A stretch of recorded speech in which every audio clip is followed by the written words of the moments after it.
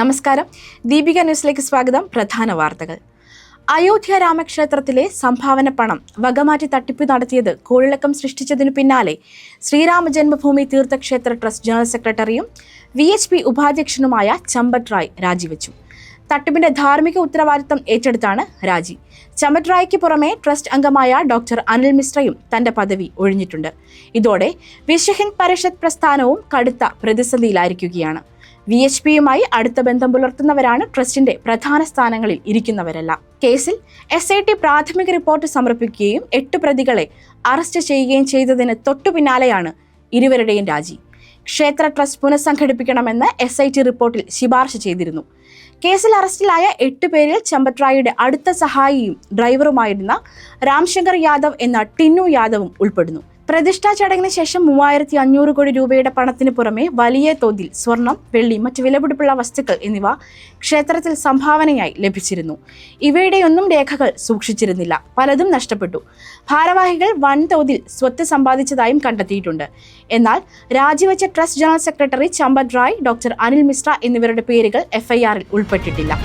അയോധ്യയിലെ രാമക്ഷേത്രത്തിൽ ഭക്തരിൽ ലഭിച്ച സംഭാവനകളുടെ വിലപിടിപ്പുള്ള വസ്തുക്കളും വകമാറ്റി തട്ടിപ്പ് നടത്തിയെന്ന കേസിൽ FIRൽ ഉൾപ്പെട്ട 8 പ്രതികളെയും ഉത്തർപ്രദേശ് പോലീസ് അറസ്റ്റ് ചെയ്തു. ശ്രീരാമ ജന്മഭൂമി തീർത്ഥക്ഷേത്ര ട്രസ്റ്റ് അംഗമായ കൃഷ്ണമോഹൻ നൽകിയ പരാതിയുടെ അടിസ്ഥാനത്തിലാണ് Ramajanmabhoomi police station case register ചെയ്തത്. FIRൽ പേരുള്ള 8 പ്രതികളും ക്ഷേത്രത്തിലെ സംഭാവന പെട്ടികളിൽ നിന്നുള്ള പണവും മറ്റു വസ്തുക്കളും എണ്ണുന്ന പ്രക്രിയയുമായി നേരിട്ട് ബന്ധപ്പെട്ട് പ്രവർത്തിച്ചിരുന്ന ജീവനക്കാരാണ്. പെരുമ്പാവൂരിൽ അന്യസംസ്ഥാന തൊഴിലാളി മരിച്ച നിലയിൽ. അമിതമായ ലഹരി ഉപയോഗത്തെ തുടർന്നാണ് മരണമെന്നാണ് പോലീസിന്റെ പ്രാഥമിക നിഗമനം. നഗരത്തിലെ ഒരു ഗേൾസ് സ്കൂളിന് എതിർവശത്തുള്ള ഉപയോഗശൂന്യമായ ഷെഡിലാണ് മൃതദേഹം കണ്ടെത്തിയത്. മരിച്ചയാളെ തിരിച്ചറിഞ്ഞിട്ടില്ല. ഈ പ്രദേശം കേന്ദ്രീകരിച്ച് ലഹരി വിൽപ്പനയും ഉപയോഗവും സജീവമാണെന്ന വിവരത്തെ തുടർന്ന് നേരത്തെ പരിശോധനകൾ നടത്തിയിരുന്നു. ചേവായൂരിൽ നിന്ന് 16-കാരിയെ കടത്തിക്കൊണ്ടുപോയി ലൈംഗിക പീഡനത്തിനിരയാക്കിയ കേസിൽ പ്രതികൾക്ക് വേണ്ടി പോലീസ് അന്വേഷണം ഊർജിതമാക്കി. പ്രതികൾ നൽകിയ മുൻകൂർ ജാമ്യാപേക്ഷ കോടതി തള്ളുകയും ചെയ്തു. കണ്ണൂരിലെ രഹസ്യ കേന്ദ്രത്തിൽ തടവിലാക്കിയ പെൺകുട്ടിയെ കഴിഞ്ഞ ദിവസം പോലീസ് രക്ഷപ്പെടുത്തിയിരുന്നു. ലൈംഗികമായി ഉപദ്രവിച്ചതായുള്ള കുട്ടിയുടെ പരാതിയുടെ അടിസ്ഥാനത്തിൽ സുഹൈൽ, വസീം, ആത്മജു എന്നിവർക്കെതിരെ പോലീസ് കേസെടുത്തു. മൊത്തം 7 പേരാണ് കേസിലെ പ്രതികൾ. തിരുവനന്തപുരം കോർപ്പറേഷനിൽ BJP ഭരണത്തിന് കടുത്ത ഭീഷണി ഉയർത്തി അവിശ്വാസ പ്രമേയം കൊണ്ടുവരാൻ UDF നീക്കം. പ്രമേയത്തെ LDF പിന്തുണച്ചാൽ കോർപ്പറേഷൻ ഭരണം BJPക്ക് നഷ്ടമാകുന്ന സാഹചര്യം സംജാതമാകും. തിങ്കളാഴ്ച കൗൺസിൽ യോഗം ചേരാനിരിക്കെയാണ് തലസ്ഥാന നഗരിയിൽ രാഷ്ട്രീയ നാടകങ്ങൾ മുറുകുന്നത്. BJP കൗൺസിലറായ R സുഗതൻ നിലവിൽ കാപ്പ കേസിൽ ജയിലിലായതാണ് BJPയെ പ്രതിസന്ധിയിലാക്കിയത്. സുഗതന്റെ മുൻപത്തെ സത്യപ്രതിജ്ഞ അസാധുവായിരുന്നു. 14 ദിവസത്തിനകം സത്യപ്രതിജ്ഞ ചെയ്യണമെന്ന് കോടതി നിർദ്ദേശിച്ചിരുന്നു. ഇത് സാധ്യമായില്ലെങ്കിൽ ഒറ്റ സീറ്റിന്റെ ഭൂരിപക്ഷത്തിൽ ഭരിക്കുന്ന BJPക്ക് കേവല ഭൂരിപക്ഷം നഷ്ടപ്പെടും. വോട്ട് ചെയ്യാൻ അവസരം നൽകണമെന്നാവശ്യപ്പെട്ട് സുഗതൻ ഹൈക്കോടതിയെ സമീപിക്കാൻ ഒരുങ്ങുകയാണ്. എന്നാൽ ജയിലിൽ കിടക്കുന്ന പ്രതിക്ക് സത്യപ്രതിജ്ഞയ്ക്ക് അവസരം നൽകുന്നത് നിയമപ്രശ്നമുണ്ടെന്ന നിലപാടിലാണ് മറുപക്ഷം. കോർപ്പറേഷൻ ഭരണസമിതിക്കെതിരെ പ്രതിപക്ഷം അവിശ്വാസ പ്രമേയം കൊണ്ടുവരാനുള്ള നീക്കത്തിൽ പ്രതികരണവുമായി മേയർ VV രാജേഷ്. പ്രതിപക്ഷം കൊണ്ടുവരുന്ന അവിശ്വാസ പ്രമേയത്തെ നേരിടാൻ ഭരണപക്ഷം സജ്ജമാണെന്ന് മേയർ പറഞ്ഞു. കോർപ്പറേഷൻ 5 വർഷത്തേക്ക് BJPയെ ഒന്നും ചെയ്യാൻ കഴിയില്ല. 29-ന് കൗൺസിൽ യോഗം ചേരുമെന്നും മേയർ അറിയിച്ചു. കസ്റ്റംസിനെ വെട്ടിലാക്കി സ്വർണ്ണക്കടത്തിനിടെ പിടിയിലായ പ്രതിയുടെ മൊഴി. സ്വർണ്ണക്കടത്ത് കസ്റ്റംസിന്റെ ഒത്താശയോടെയാണെന്നാണ് മലപ്പുറം കുഴിമണ്ണ സ്വദേശി അസ്ലം മൊഴി നൽകിയത്. വിമാനത്താവളത്തിൽ എല്ലാം സെറ്റ് ചെയ്തിട്ടുണ്ടെന്ന് സ്വർണം കൊടുത്തുവിട്ടവർ പറഞ്ഞിരുന്നുവെന്ന് ഇയാൾ പോലീസിന് മൊഴി നൽകി. കസ്റ്റംസിന്റെ പിടി വീടില്ലെന്നത് കൊടുത്തുവിട്ടവർ ഉറപ്പു നൽകി. കസ്റ്റംസ് പരിശോധനകളെ വെട്ടിച്ച് അസ്ലം എയർപോർട്ടിന് പുറത്തെത്തിച്ച 1.5 കോടി രൂപയിലധികം വില വരുന്ന സ്വർണ്ണമാണ് SPയുടെ നേതൃത്വത്തിലുള്ള പ്രത്യേക സ്ക്വാഡ് പിടികൂടിയത്. പെരുമ്പാവൂരിൽ 18 കോടി രൂപ വില വരുന്ന ഹൈബ്രിഡ് കഞ്ചാവ് പിടിച്ചെടുത്ത കേസിൽ ദമ്പതികളുടെ ബാങ്ക് അക്കൗണ്ടുകൾ നിരീക്ഷണത്തിൽ.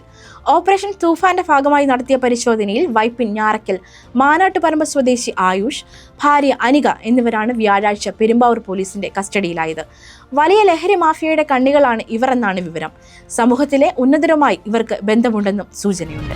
ലോകത്തിലെ 2ാമത്തെ വെജിറ്റേറിയൻ നഗരമാകാൻ ഒരുങ്ങി വാരാണസി. നഗരത്തിന്റെ ആത്മീയാന്തരീക്ഷവും സാംസ്കാരിക പൈതൃകവും തീർത്ഥാടകർക്കും വിനോദസഞ്ചാരികൾക്കും ഒരുപോലെ ലഭ്യമാക്കുകയെന്ന ലക്ഷ്യത്തോടെയാണ് മുനിസിപ്പൽ കോർപ്പറേഷന്റെ തീരുമാനം.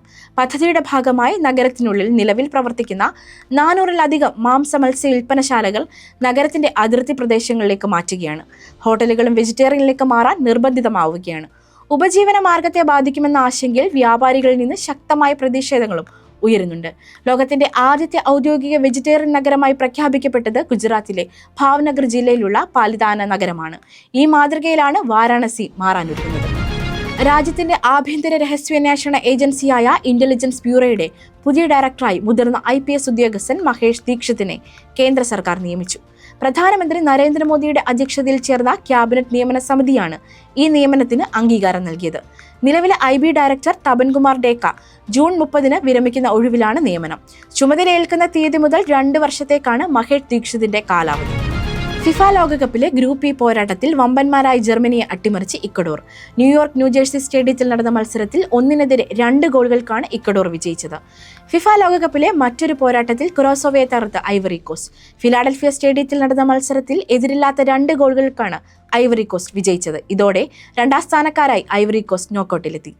ഫിഫ ലോകകപ്പിലെ ഗ്രൂപ്പ് F പോരാട്ടത്തിൽ ടുണീഷ്യക്കെതിരെ നെതർലൻഡ്സിന് തകർപ്പൻ ജയം. കാൻസാസ് സിറ്റിയിൽ നടന്ന മത്സരത്തിൽ 1-3 ഗോളുകൾക്കാണ് നെതർലൻഡ്സ് വിജയിച്ച് നോക്കൌട്ടിൽ കടന്നത്. അതേസമയം ഗ്രൂപ്പിലെ മറ്റൊരു മത്സരത്തിൽ ജപ്പാൻ സ്വീഡൻ മത്സരം സമനിലയിൽ പിരിഞ്ഞു. വ്യാഴാഴ്ച നടന്ന മത്സരത്തിൽ ഇരു ടീമുകളും ഓരോ ഗോൾ വീതം നേടി. മത്സരം സമനിലയിലായതോടെ ജപ്പാന് 5 പോയിന്റായി. ഇതോടെ ഗ്രൂപ്പിലെ 2ാം സ്ഥാനക്കാരായി ജപ്പാൻ നോക്കൌട്ടിലെത്തി. ഇതോടെ വാർത്തകൾ അവസാനിച്ചു. നമസ്കാരം. സത്യസന്ധമായ വാർത്തകൾ അറിയാൻ ദീപിക ന്യൂസ് ഫോളോ ചെയ്യൂ.